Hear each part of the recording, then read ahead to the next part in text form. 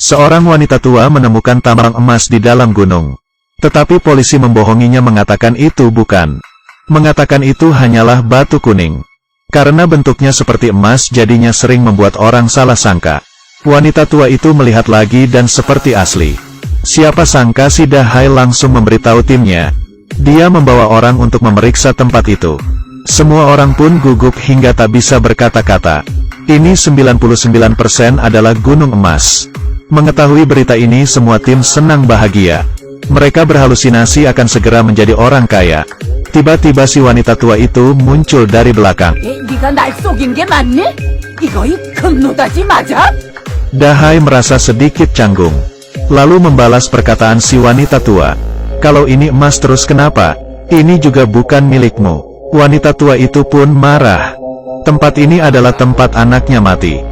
Dia tidak memperbolehkan seorang pun untuk mengambil emas itu. Kalau kalian tetap mengambilnya, wanita tua ini akan pergi melaporkan mereka. Orang-orang yang mendengarnya pun menjadi gugup. Di saat itu rekannya menekan sebuah alat. Si kacamata memutarkan badannya dan menabrak wanita tua itu hingga jatuh ke bawah gunung. Hal ini dilihat oleh seorang pria tua yang sedang memburu di hutan. Semuanya turun ke gunung mencari si wanita tua. Sangat beruntung wanita tua itu masih hidup. Salah satu dari mereka ada yang menyarankan untuk membawa wanita tua itu ke rumah sakit. Tetapi Dahai menganggap itu adalah sebuah kecelakaan. Karena emas mereka memilih untuk bertindak kasar. Pria itu mencekik wanita tua hingga mati. Wanita tua itu pun kehilangan pandangan. Saat itu si pria tua berlari ke samping dan membawa pistol. Dia bersiap untuk menolong orang. Tetap saat itu, rupanya cucu perempuannya yang cacat mencarinya. Pria tua melihat ini sudah tidak benar. Dia sengaja menembak agar suara pistol itu mengalihkan mereka.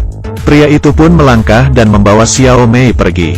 Tetapi Dahai yang berada di atas gunung tiba-tiba muncul di bawah kaki gunung.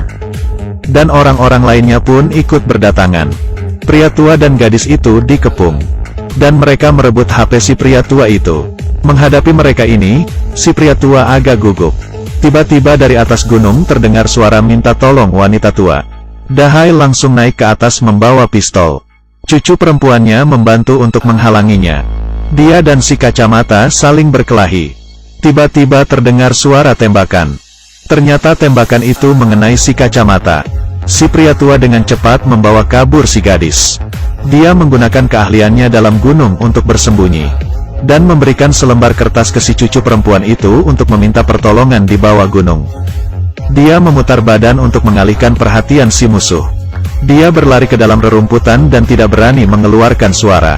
Dahai mengambil pistol dari rekannya, lalu langsung memukulnya. Sekarang wanita tua dan pria tua itu berada di tangan si Dahai. Seorang pria mengeluarkan kantong besar dan memasukkan si wanita tua ke dalamnya. Hanya tinggal menembak si pria tua. Dari ekspresinya sudah kelihatan dia tidak pernah memegang pistol. Si pria tua berpura-pura ada perkataan yang ingin disampaikan. Pria itu pun langsung diserang. Si gadis sudah terkejar oleh orang-orang tersebut. Mereka langsung melayangkan beberapa tembakan tetapi tidak mengenainya. Si pria tua yang mendengar suara tembakan langsung berlari mengejarnya. Terakhir si gadis itu terkena tembakan. Kedua orang ini berjalan mendekat. Tiba-tiba gadis ini berdiri. Ternyata tadi itu hanya menggores kulitnya saja. Laki-laki di belakangnya ingin menembak lagi. Tiba-tiba dia ditembak oleh si pria tua yang telah mengejar mereka. Dia membunuh satu, dan satunya lagi dibiarkan kabur. Dua suara tembakan ini membuat si gadis menjadi lebih ketakutan lagi. Dia sepertinya tahu bahwa neneknya sudah tiada. Di sisi lain, penduduk yang mendengar suara tembakan langsung melapor ke FBL. Di bawah gunung mereka juga menemukan mobil yang bukan di kota tersebut. Mereka memutuskan untuk menyelidiki gunung itu. Dahai dan rekan lainnya menemui rekan lain yang sudah mati. Bawahannya baru saja mengurusi mayat rekannya. Tiba-tiba terdengar suara tembakan. Ternyata si pria tua sudah berdiri di titik tinggi. Dia menyuruh orang tersebut untuk menurunkan pistol dan mengeluarkan HP. Pria ini memasukkan tangannya ke dalam kantong. Tidak disangka dia malah mengeluarkan pistol. Ini pun membuat mereka menjadi ada kesempatan. Dimulailah medan pertembakan. Pria tua menggunakan pengetahuannya tentang medan perang itu dan gerak lawan. Jangan bermain-main dengan pemburu di pegunungan. Si pria tua memasukkan peluru satu persatu ke pistol. Menahan rasa sakit yang muncul dari dadanya. Lalu masuk ke hutan dengan postur tubuh yang luar biasa. Di sisi lain satu bawahan Dahai ada yang ingin mengundurkan diri. Katanya tindakan sekarang ini sangatlah bahaya. Suara tembakan pun terdengar. Ternyata dibunuh oleh pria ini. Si pria tua akhirnya menemukan Xiao Mei. Dia harus melindungi gadis ini.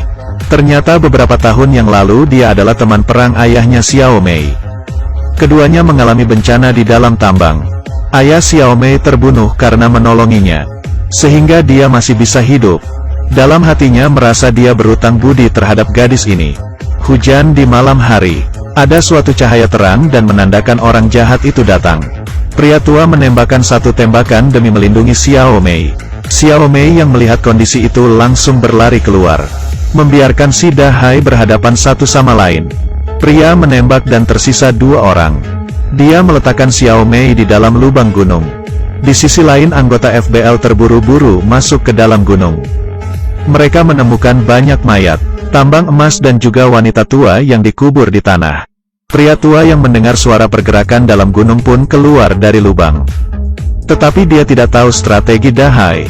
Karena harus mencabut akarnya, dua orang melawan si pria tua. Hingga di terakhir menembaknya, dua orang yang tersisa berjalan sangat jauh. Mereka berpikir akhirnya bisa menjadi orang kaya. Tetapi tiba-tiba terdengar suara tembakan. Satu orang langsung mati. Dahai menggunakan kesempatan langsung lompat ke dalam air. Si pria tua itu juga muncul di dalam air. Ternyata dia pura-pura mati juga adalah suatu strateginya. Dia berpikir si pria tua ini sudah mati kenapa bisa hidup lagi. Dan juga tidak tahu kenapa dia sangat melindungi si gadis itu. Si pria tua pun menembaknya hingga mati untuk menyelesaikan pembicaraan ini. Setelah mengakhiri semuanya dia berjalan kembali ke lubang gunung untuk menjemput Xiao Mei. Tiba-tiba dia ditembak. Inilah baru Dahai yang sebenarnya. Yang dibunuh itu hanyalah adik kembarannya. Hal ini pun menjelaskan kenapa dia bisa muncul di atas gunung dan di bawah gunung. Saat itu Xiao Mei berjalan keluar. Pria tua itu menahan kakinya untuk tidak melakukan sesuatu ke si gadis. Setelah dipukul dia masih menahannya. Mulutnya terus berteriak menyuruhnya cepat kabur. Dahai pun menembak mati si pria tua di depan mata Xiao Mei. Lalu mengarahkan pistol itu ke Xiao Mei. Terdengar suara tembakan lagi. Si Dahai memuntahkan darah. Ternyata tim FBL tiba. Xiao Mei yang melihat pria di tanah itu pun tidak kelihatan seperti orang bodoh lagi. Si pria tua yang melihat mukanya pun merasa tenang. Karena berkah air yang menetes dalam kehidupan akan terbayar kembali oleh mata air. Dan itu bukan hanya anugerah air yang menetes. Aku kasih kalian sesuatu. Ada tambang emas besar di pegunungan, tidak cukup rakus untuk menelan gajah. Seorang pria perlu berperilaku seperti ini sepanjang hidupnya, berdiri tegak di dunia. Aku adalah Huo Long Guo, yang suka videonya ikuti terus ya. Terima kasih.